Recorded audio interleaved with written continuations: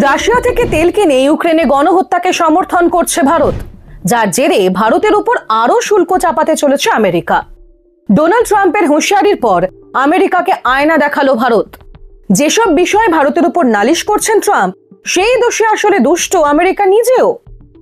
ঠিক কত শতাংশ শুল্ক বাড়ানোর কথা ভাবা হচ্ছে তা অবশ্য জানাননি ট্রাম্প। তিনি শুধু জানিয়েছেন উল্লেখযোগ্য পরিমাণে বাড়বে শুল্ক। কবে থেকে এই বর্ধিত হারে শুল্ক আরোপ করা হবে তাও জানাননি তিনি। এই মন্তব্যের পরে একটি বিবৃতি জারি করা হয় ভারতের বিদেশ মন্ত্রকের তরফ থেকে।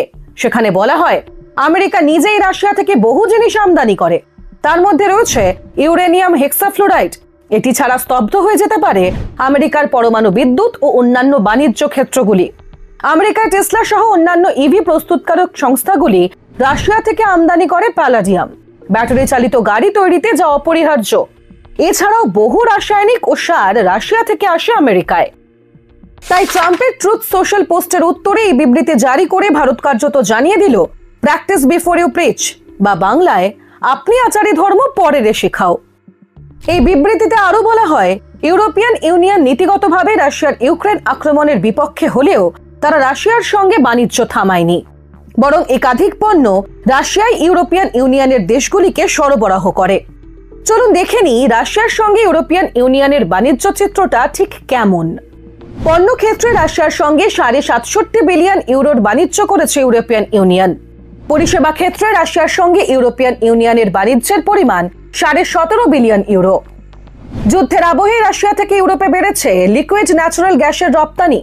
২০২২ সালে ১৫.২১ মিলিয়ন টন থেকে ২০২৪ সালে এই পরিমাণ দাঁড়ায় ১৬.৫ মিলিয়ন টনে। এত কিছুর পরেও ইউরোপের উপর কিন্তু ট্রাম্প খুব বেশি হম্বিতম্বি করেননি। তাহলে ভারতের উপর কেন জনের এত রাগ? এমনিতেই ভারত ব্রিক্সের সদস্য হওয়ায় বেজায় চটে আছেন ট্রাম্প। কিছুদিন আগেই তিনি বলেন, ব্রিক্স আসলে একটি আমেরিকা বিরোধী গোষ্ঠী, তারা ডলারকে আক্রমণ করতে চায়, আমরা কিছুতেই ডলারকে আক্রমণ করতে দেব না। Now, and it's also BRICS.